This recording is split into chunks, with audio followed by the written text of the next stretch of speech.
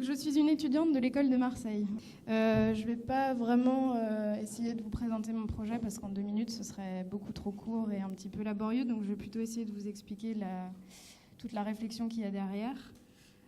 D'abord, vous dire que la première volonté, c'était en fait d'essayer de sortir du cas d'école et d'ancrer le travail du diplôme dans une réalité concrète. C'est pour ça que j'ai été amenée à travailler sur Barjol, que vous voyez en partie là, qui est une commune du Haut-Var, pour ceux qui connaissent le sud de la France, et où avec mon directeur d'études, on a vraiment pu travailler avec les collectivités locales en lien assez étroit avec eux. Donc Barjol, qui est une petite commune qui est confrontée aujourd'hui, comme beaucoup d'autres, au développement de ses quartiers pavillonnaires avec la métropole Aix-Marseille qui est à proximité, qui du coup est un peu reléguée au statut de ville dortoir, ville voiture, et donc qui a un peu un délaissement de son centre urbain, de la ville ancienne, et puis une activité économique et sociale qui sont un peu en crise. Donc la volonté du projet, c'était vraiment de s'ancrer dans un territoire, donc celui de Barjol. Donc un territoire qui a une identité, une histoire, donc un patrimoine.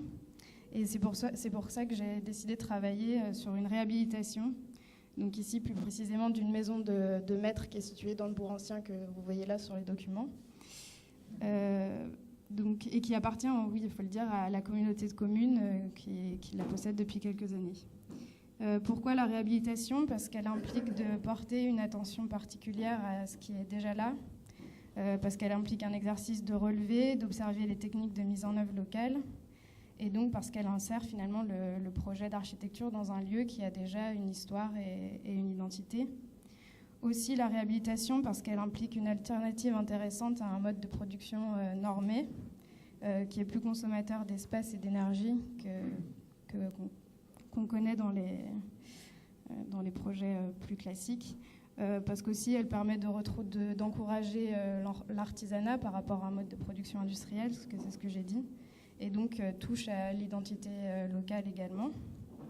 Et enfin, la réhabilitation parce qu'elle encourage une certaine forme de sobriété dans la manière de faire d'un projet d'architecture qui me semble importante parce qu'elle est une réponse à la situation actuelle où l'argent public manque très souvent dans les projets.